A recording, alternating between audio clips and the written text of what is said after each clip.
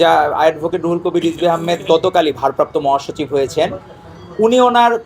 উনি জন্মদিনে কেক কাটেন নাই। উনি কোনো দিন তার প্রকৃত যে জন্মদিন, উনি নিজে কখনো কাউকে বলেন না যে আজকে তার জন্মদিন, এটা নিয়ে খুব বড় আনন্দের বিষয়। আমরা অনেকে দেখতাম না যে ফ্যাসিস্ট লীগের আমলে এই জন্মদিনের কথা বলে এক শেখ মুজিবের জন্মদিন উপলক্ষে তার বন্দনার জন্য ৭,৫০০ বই লিখছিল। এটা অফিসিয়ালি আনঅফিসিয়ালি ৭,৫০০ বই শুধু মুজিব বন্দনার জন্য। সেখানে আজকে যে ভারপ্রাপ্ত মহাসচিব, তার জীবন কোনো অংশে আপনি একটা যদি ফিল্মের যদি আপনি ধরতে চান, কোনো একটা সিরিয়াল, এই সিরিয়াল শেষ হবে না তার সংগ্রামের কথা যদি বলা হয়। আজকে রাজশাহী কলেজের, সরকারি কলেজ থেকে ওনার যে যুগ্ম আহ্বায়ক হিসেবে তার ছাত্র দলের রাজনীতি দিয়ে শুরু, রাজশাহী বিশ্ববিদ্যালয়ের প্রচার সম্পাদক, পরবর্তী রাকসুর নির্বাচিত ভিপি, তারপর ছাত্র দলের নির্বাচিত প্রেসিডেন্ট, স্বেচ্ছাসেবক দলের প্রেসিডেন্ট, পরবর্তীতে এখন এসে উনি ভারপ্রাপ্ত মহাসচিব হয়েছেন। আজকে ২০১৫ সালের একটি ভিডিও সবার দেখলাম, সবার ফেসবুক সামাজিক যোগাযোগ মাধ্যমে। সেই জায়গায় স্বয়ং আমাদের তৎকালীন আমাদের আপসহীন দেশনেত্রী, যাকে দেখে সারা বাংলাদেশের মানুষ উজ্জীবিত হতো, যাকে দেখে এই রুহুল কবির রিজভী আহমেদের মতো ছাত্রনেতারাও রাজনীতি করতে উদ্বুদ্ধ হইতেন, দেশের জন্য ঝাঁপিয়ে পড়তে, এবং ৮৪ সালে গুলিবিদ্ধ হতো, দ্বিধাবোধ করেন নাই আপসহীন দেশনেত্রী তাকে সাড়া দিয়ে।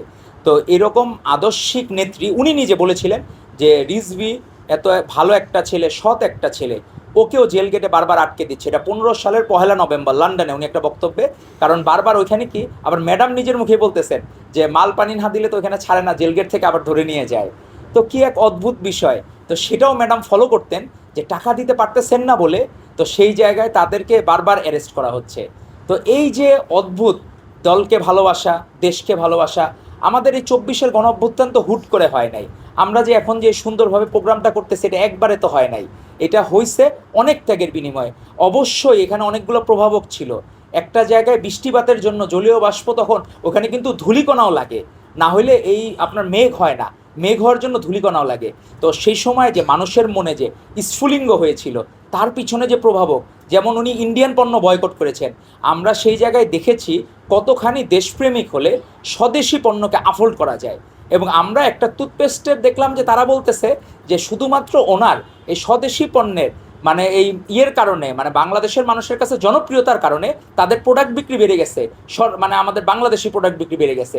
তো এই যে একজন দেশপ্রেমিক নেতা, তো আমরা মনে হইলো আমরা বাংলাদেশপন্থী প্রধানমন্ত্রী পেয়েছি জনাব তারেক রহমানকে, আর আমরা বাংলাদেশপন্থী ভারপ্রাপ্ত মহাসচিব পেলাম অ্যাডভোকেট রুহুল কবির রিজভী আহমেদকে।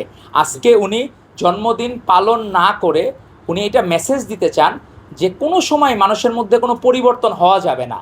দুঃসময় ছিল এক সময়, ওই সময় উনি পালন করেন নাই, এখন আমরা ধরতেছি হাসিনা নাই, সেক্ষেত্রে আংশিক সুসময় ধরতে পারি, কিন্তু আমাদের পরিপূর্ণ বা পূর্ণাঙ্গ সুসময় এখন আসে নাই।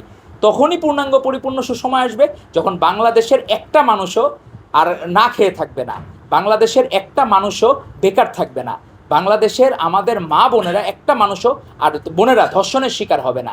সেই দিনই আমরা প্রকৃত বাংলাদেশ উপহার পাবো, এবং সেটার জন্য সারা বাংলাদেশের সকলের সহযোগিতা প্রয়োজন। আর এটা সম্ভব হবে আমাদের মাননীয় প্রধানমন্ত্রী জনাব তারেক রহমান এবং আমাদের বর্তমান যে ভারপ্রাপ্ত মহাসচিব হলেন, উনি দলটাকে এত সুন্দরভাবে যেভাবে ম্যাডাম লালন করেছিলেন। ম্যাডামের ছাত্র রাজনীতি, ছাত্রদলের প্রোডাক্টদের মধ্যে অন্যতম সেরা আবিষ্কার ছিলেন অ্যাডভোকেট রুহুল কবির রিজভী আহমেদ। আজকে উনি ভারপ্রাপ্ত মহাসচিব হয়েছেন, আজকে ওনার জন্মদিন উপলক্ষে আমাদের এই অন্ধ হাফেজদের সাথে আয়োজন।